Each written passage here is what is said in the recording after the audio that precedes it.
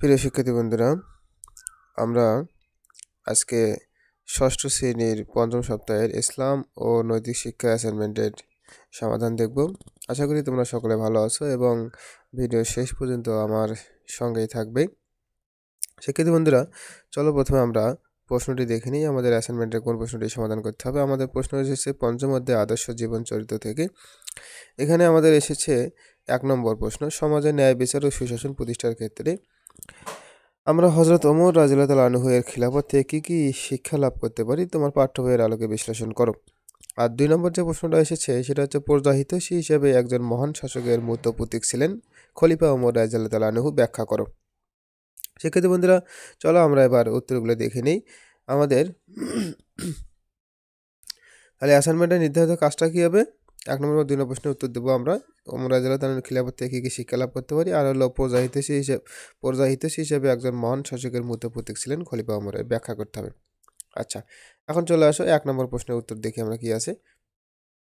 1 নম্বর প্রশ্নটা তোমরা দেখতে পাচ্ছ, এখানে আমরা লিখেছি হযরত ওমর ফারুক রাদিয়াল্লাহু তাআলা আনহু ছিলেন মুসলিম জাহানের দ্বিতীয় খলিফা। তিনি 583 খ্রিস্টাব্দে কুরাইশ বংশের আদি গোত্রে জন্মগ্রহণ করেন। তার ডাক নাম আবু হাফস, পিতার নাম খাত্তাব, মাতার নাম হানতামা। ইসলাম গ্রহণের পর তিনি ফারুক উপাধিতে ভূষিত হন। বাল্যকালে তিনি উট চড়াতেন। যৌবনের শুরুতে যুদ্ধবিদ্যা, কুস্তি, বক্তৃতা ও বংশতালিকা সম্পর্কে পারদর্শী ছিলেন। হযরত মুহাম্মদ সাল্লাল্লাহু আলাইহি ওয়াসাল্লামের নবুয়ত প্রাপ্তির সময় কুরাইশ বংশের 17 জন ব্যক্তি লেখাপড়া জানতেন, তিনি তাদের মধ্যে ছিলেন অন্যতম। ইসলামের প্রথম খলিফা আবু বকর সিদ্দিক রাদিয়াল্লাহু আনহু এর ইন্তেকালের পরে তার অন্তিম ইচ্ছা অনুযায়ী হযরত ওমর রাদিয়াল্লাহু আনহু 634 খ্রিস্টাব্দে ইসলামের দ্বিতীয় খলিফা হিসেবে নির্বাচিত হন। তা অধিকাংশ সাহাবী সমর্থন করেন। হযরত ওমর রাদিয়াল্লাহু আনহু খলিফা নির্বাচিত হওয়ার পর মুসলিম সাম্রাজ্য বিস্তারের ধারাবাহিকতা অব্যাহত থাকে। এ সময় রোম, পারস্য, সিরিয়া, মিশর ও ফিলিস্তিন মুসলিম সাম্রাজ্যভুক্ত হয়। রাজ্য শাসনে তিনি রাসূল সাল্লাল্লাহু আলাইহি সাল্লামের আদর্শ অনুসরণ করতেন। আইনের চোখে সকলকে সমানভাবে দেখতেন। এমনকি মদ্যপানের অপরাধে স্বীয় পুত্র আবু শামাকে শাস্তিদানে বিন্দুমাত্র দ্বিধা করেননি। ন্যায় বিচার প্রতিষ্ঠায় তিনি ছিলেন যেমন কঠোর, তেমনি মানুষের দুঃখ কষ্টে তিনি ছিলেন অতি কোমল। তিনি সাধারণ প্রজাদের অবস্থা জানার জন্য রাতের আঁধারে একাকী বের হয়ে পড়তেন। প্রয়োজনে তিনি নিজের কাঁধে খাদ্য সামগ্রী বহন করে গরিব দুঃখী মানুষের মাঝে বিতরণ করতেন। তার শাসনামলে রাজ্য কোনো অভাব বন্টন ছিল না। সে সময় কৃষিকাজে ব্যাপক উন্নতি হয়েছিল। তিনি ডাক বিভাগ প্রবর্তন, সাম্য ও ন্যায়ের বাস্তব শাসন প্রতিষ্ঠা করেন। তিনি হিজরি সন প্রবর্তন করেন। জনকল্যাণে তিনি অসংখ্য মসজিদ, বিদ্যালয়, সেতু, সড়ক, হাসপাতাল নির্মাণ করেন। পানির জন্য তিনি অনেক খালও খনন করেন। তার সময়ে আরবে সর্বপ্রথম আদমশুমারি চালু হয়। ইনসাফ প্রতিষ্ঠায় তিনি বায়তুল মাল থেকে প্রাপ্ত কাপড় সেই পরিমাণ গ্রহণ করতেন যে পরিমাণ সকলের জন্য নির্ধারিত ছিল। তাছাড়া জেরুজালেমে যাওয়ার পথে ভৃত্যকে উটের পিঠে চড়িয়ে তিনি নিজে উটের রশি ধরার দৃষ্টান্ত একজন ন্যায়পরায়ণ শাসকের বিরল ঘটনা। ঐতিহাসিক হিস্ট্রি বলেন, অল্প কথায় বলা যায় হযরত ওমর রাদিয়াল্লাহু আনহু এর সরলতা ও কর্তব্য জ্ঞান ছিল তার জীবনাদর্শ। ন্যায়পরায়ণতা ও একনিষ্ঠতা ছিল তার শাসনের মূলনীতি। হযরত ওমর রাদিয়াল্লাহু আনহু খুব সহজ সরল ও অনাড়ম্বর জীবনযাপন করতেন। অর্ধপৃথিবী শাসক হয়েও তার কোনো দেহরক্ষী ছিল না। খেজুর পাতার আসন ছিল তার সিংহাসন। জনসেবাই ছিল তার ব্রত। ইবাদত বন্দেগীতে অতিবাহিত হতো তার অধিকাংশ সময়। জাগতিক লোভ লালসা ও জাঁকজমক তাকে স্পর্শ করেনি। তার মতো কঠোরতা ও কোমলতার ব্যাপক সমন্বয় ঘটেছিল তার মধ্যে।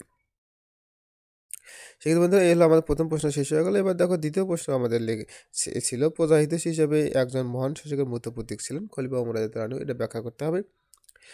এখানে উত্তর হচ্ছে, হযরত ওমর রাদিয়াল্লাহু আনহু খলিফা নির্বাচিত হওয়ার পর মুসলিম সাম্রাজ্য বিস্তারের ধারাবাহিকতা অব্যাহত থাকে। এ সময় রোম, পারস্য, সিরিয়া, মিশর ও ফিলিস্তিন মুসলিম সাম্রাজ্যভুক্ত হয়।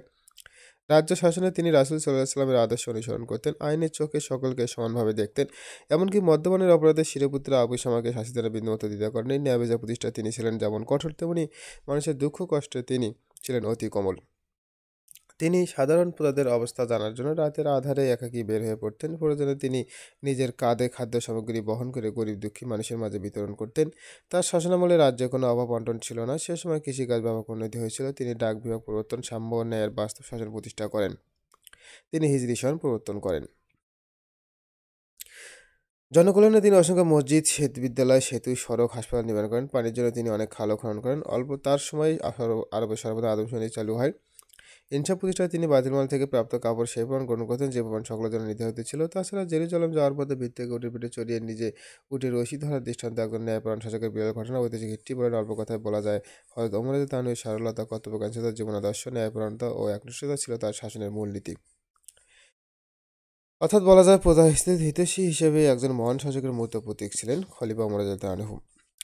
দুইটা প্রশ্ন মূলত একই রকমের অ্যান্সার, শিক্ষিত বন্ধুরা তোমরা দেখতে পাচ্ছ, কারণ একই ধরনের প্রশ্নই প্রায় এসেছে, তাই উত্তরগুলো একই ধরনের হয়েছে। যাই হোক, যারা এতক্ষণ আমার সঙ্গে ছিল তাদের সকলকে ধন্যবাদ। যারা এখন আমার চ্যানেলটি সাবস্ক্রাইব করেনি তারা সাবস্ক্রাইব করে নেবে, যারা অলরেডি করে ফেলেছে তাদের সকলকে ধন্যবাদ জানাচ্ছি। এই চ্যানেলে সবসময় সঠিক এবং 100% নির্ভুল অ্যান্সার দেওয়ার চেষ্টা করা হয়। তো তোমরা সবাই ভালো থাকো, সুস্থ থাকো।